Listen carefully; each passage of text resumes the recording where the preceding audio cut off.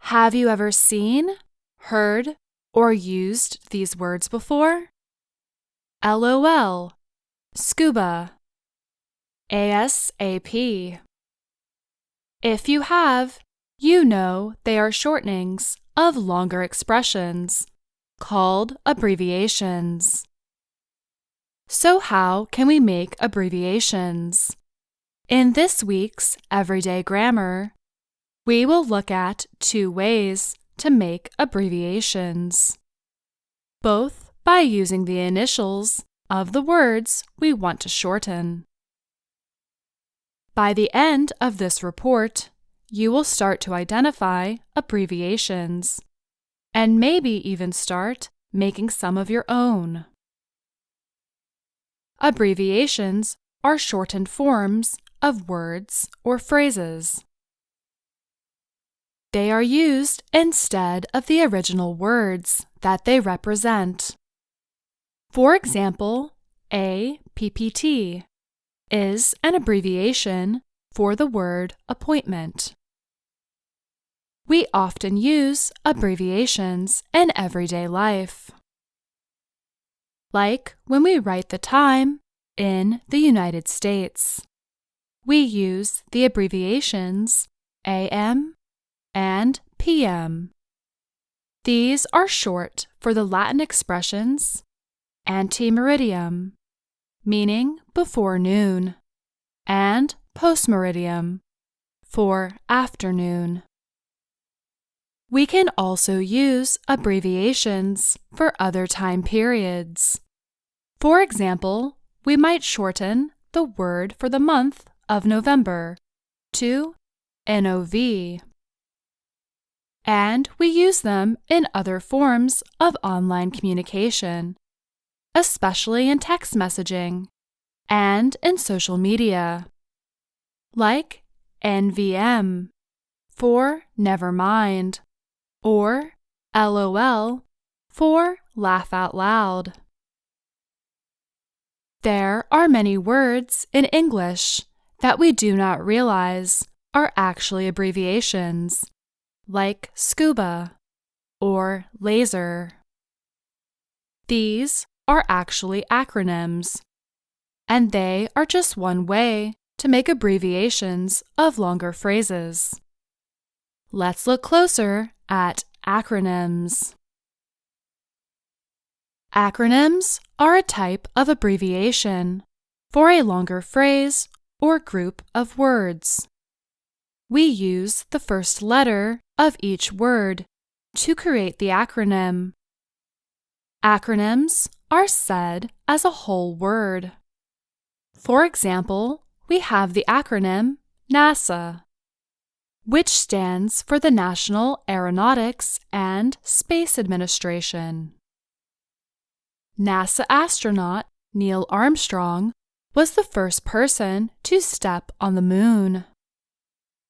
Since acronyms are said as a whole word, sometimes we do not even know they are acronyms.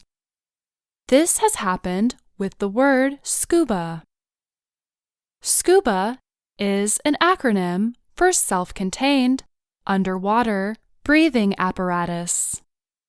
S stands for self, C stands for contained, U is for underwater, B is for breathing, A is for apparatus. We do not say each individual letter. We pronounce the acronym as a whole, scuba. Here is an example of how we would use scuba in a sentence. She wants to take scuba diving lessons before her trip to Hawaii. Another example of this is the word laser. A laser is a narrow beam of intense light. We also call the devices that can create such energy lasers. But laser is an acronym of the words light amplification by stimulated emission of radiation. L is for light, A stands for amplification.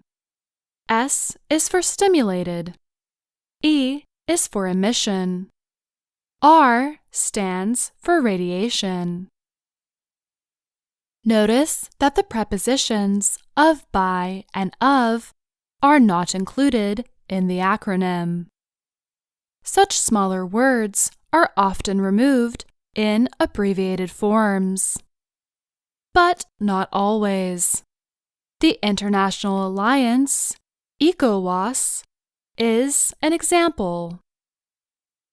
It stands for the Economic Community of West African States. The letter O for of remains in the shortened version. The same is true for DOJ, or the Department of Justice. However, the abbreviation of the Department of Justice to DOJ does not make it an acronym. DOJ is, in fact, an initialism, which brings us to our next subject. Initialisms are also abbreviations, like acronyms, but instead of being read as a whole word, they are read as the alphabet letter or initial of each word. For example, Voice of America is VOA. Each letter is read by itself. Government agencies often go by initialisms. Another place you can see them is in the world of universities. Degrees, for example, are most often represented that way. For example, if you completed a 4-year program of study in astronomy, you would earn a BS degree, meaning a Bachelor of Science. Other degrees include AA or AS, meaning Associate of Arts or Associate of Science. Higher level degrees are called Masters. I have my MA in TESOL, or Teaching English to Speakers of Other Languages. And a PhD is actually an initialism for the Latin term Philosophiae Doctor, or in English, Doctor of Philosophy. VOA Learning English's Dr. Jill has a PhD in Applied Linguistics. Some abbreviations can be read as either acronyms or initialisms, like in this abbreviation, ASAP or ASAP.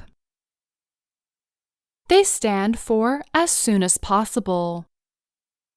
Please send Louise the money ASAP so she can pay the phone bill. In today's report, we learned how to create 2 kinds of abbreviations. We can create abbreviations by shortening a word or phrase. If shortening a phrase, we can take the first letter of each word in the phrase and put them together to create either an acronym or an initialism. We also learned the difference between these two. An acronym is pronounced as a whole word, like the word NASA. In an initialism, each letter is said separately, like in Voice of America or VOA. Now it's your turn. At the end of this lesson is a list of abbreviations. Tell us if you think the abbreviation is an acronym, or an initialism, or just a regular abbreviation. And then tell us what the abbreviation means. You can write your answers in the comments, or send us an email at learningenglish@voanews.com. And that's Everyday Grammar. I'm Faith Perlow.